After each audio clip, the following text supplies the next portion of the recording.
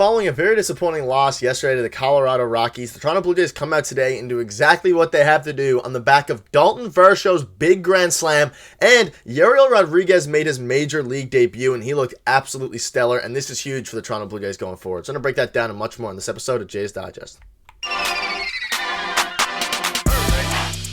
What's up, Jays fans? It's Gosse, your host of Jays Digest, and what a game for the Blue Jays today. They win 5-3, and they probably should have won by more. The offense kind of went quiet after, I believe, the third or fourth inning there after Daulton Varsho's grand slam, but lots of positives to take away today. Obviously, yesterday was absolutely brutal. The Toronto Blue Jays lost in I wouldn't even say heartbreaking fashion, in very bad fashion against one of the worst teams in baseball in the Colorado Rockies. But you have to put that behind them. That's the thing in baseball. You play almost every single day, and they went out there today, did their job. They called up Yariel Rodriguez, and it overall was a very, very good day for the Toronto Blue Jays, especially regarding the standings and some of the moves that they made, calling up Yariel and putting Bowden Francis back to the bullpen. But before we get into all that, a quick reminder to hit the subscribe button. We are on the road to 12,500, so if you haven't already and you enjoy the Daily Jays content, make sure to hit that button. And yeah, let's just get right into it today. And a very interesting game. Obviously, the Jays started today by making a couple of roster moves. So let's get those moves out of the way first. They optioned Buffalo AAA Paolo Espino, and they called up Yariel Rodriguez, who was set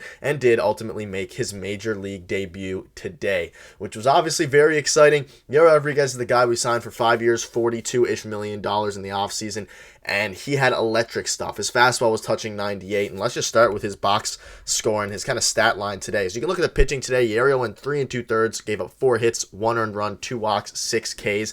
A very, very encouraging stat line. His stuff was absolutely electric, and it really looked like he had the stuff to compete with and be a big time starter in this league. I'll get to the rest of the bullpen in a second here, but you're looking at him pitch today, and you're looking for a lot of things. His pitch limit ultimately ended up being 70 pitches, and he had a couple of command issues, a couple of walks, a few hits here and there, nothing too crazy.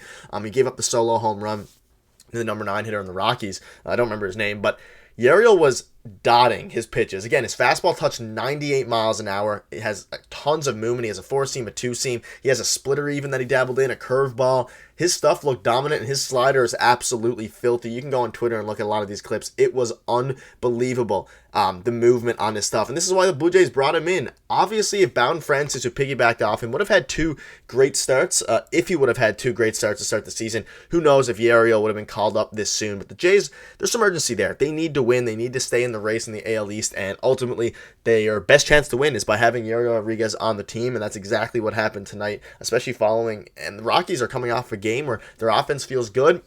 Tovar was on fire coming into this game, and Yariel Rodriguez shut them all down and looked very, very confident doing so. And then Bowden did okay. He came in 2 1/3 innings, 3 hits, 2 runs, 2 walks, 3 Ks. But Yariel was the highlight of today's game from the pitching side of things. He looked really good. He just looked very, very confident out there. He got a standing ovation from the crowd, and he acknowledged the crowd back and gave them, I guess, a bit of a standing ovation himself, and recognized that, what a game.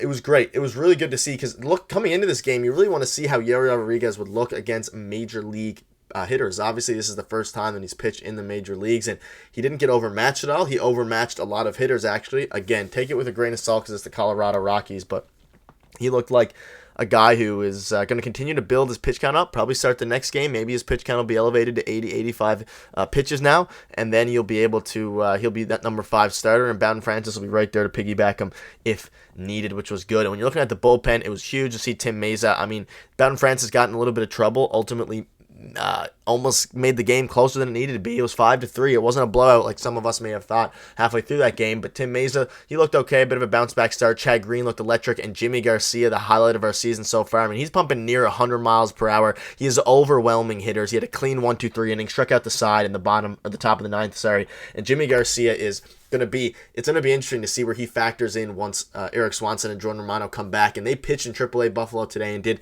a pretty okay job. The velocity was a little bit down. They're not quite there yet, I don't think, Eric Swanson and Jordan Romano. So it's going to be interesting to see how they handle them when they're coming back, because right now the bullpen is looking dynamite, at least in Chad Green and Jimmy Garcia. And when you have Eric Swanson and Jordan Romano back, I mean, that's 7, 8, 9, or 6, 7, 8, 9 of Chad Green, Jimmy Garcia, Eric Swanson, Jordan Romano is looking to be very, very good. And once the Blue Jays get fully healthy, I think the team is going to be a lot better, especially get Danny Jansen back. You get a lot of things going. And let's touch on the offense now, speaking of that. So a very solid game from the offense. George Springer, a couple of hits. Bo Bichette, a couple knocks. And Kevin Biggio continues to play great. IKF obviously went 1 for 4. He had a gap double there. He has been unbelievable so far this season. Isaiah Connor for lefty. He had 2 great defensive plays. And, I mean, Buck Martinez said they were unbelievable plays, and he got the 2 red stars of the day. He is playing Gold Glove level defense at third base and really wherever you put him, and his bat is getting going as well. He's one of the best hitters in the Jays, so that signing's looking great. And this was all done on a day where Justin Turner was not playing. Obviously, it's his off day today. They had Daniel Vogelbach in there, Kevin Biggio against Dakota Hudson of the Colorado Rockies, but he looked very good. Everyone looked very good from the hitting side of things. It would have been nice to tack on some more. Now it's time to touch on Daulton Varsho, though. You can see there, he had a grand slam, and I'll show you the clip here now. The reason the color is just for copyright reasons and things like that, but you can see absolute moonshot. I mean, a no-doubt grand slam in the bottom of the first. And, I mean, they didn't score a run after the first inning, which was kind of sad to see. You got to try to get more runs there, obviously, if that's going to happen. But you take the wins that you can get. But Daulton Varsho now, it's 2 games in a row he's hit a home run. It's 2 games in a row he's starting to get his things together. His OPS is now around 660, which is not great, not where you need it to be. He is obviously a glove-first outfielder. But if you can get Daulton Varsho going, then you're going to be very good. Like, this offense can be very good. We saw Davis Schneider take a bases-loaded walk in the bottom of the first to get an RBI. He looked great. He had 2 walks as well. Davis is a guy you really need to get in there if you're John Schneider every single day. And then if you can get Varsho going, Connor Falefa continue to hit, and then you add Danny Jansen already into this lineup, which we're seeing here now, and obviously Kevin Biggio, if he stays hot, like, the lineup has a lot of potential. They obviously have yet to put it all together, but if you get Danny Jansen back and a lot of these guys start to hit better, Vladdy's having a pretty bad start to the season. Obviously, he's hit a few home runs, but the sky's the limit for this offense if they can get it going, and that's going to be the big question going forward, specifically regarding, again, I'll show one more time, but Daulton Varsho is obviously one of the big ones who's been struggling since he came to Toronto, and seeing this and seeing him get home runs in back-to-back games is something that is a very welcome sight if you're the Toronto Blue Jays. So it's going to be very interesting to see how they handle all these things going forward. And Danny Jansen seems to be making his return on Monday against the Yankees. We'll probably have a video on that tomorrow. But an overall very solid game. Yariel looked great. Huge for him. And if he can continue to do this, that 5th starter spot can hopefully be locked down as his once he gets fully stretched out. Bullpen continues to do exactly what they do, and seeing Rodriguez look stellar is exactly what you want to see, and you wanted to see against, it was a pretty good team for him to start his first Major League start against in the Rockies, who are not a very good offensive team, despite what they showed yesterday against Kevin Gausman. But you got to take care of business tomorrow now, because this offense needs to stay hot, or it needs to get hot and stay that way, get hot and stay hot, because you play the Yankees after this, or the Padres after this. You'll play the Yankees sometime soon. But the Yankees are winning. The AL East is very competitive, and you need to stay right in the middle of that race. But that'll wrap it up. Let me know what your thoughts are on this game. It was a very fun one to watch, Yariel Rodriguez debut. And, yeah, if you want to hit the subscribe button, it would mean the world to me as we're on the road to 12,500. And if you want to check out our video from yesterday, click on your screen now. We'll see you tomorrow.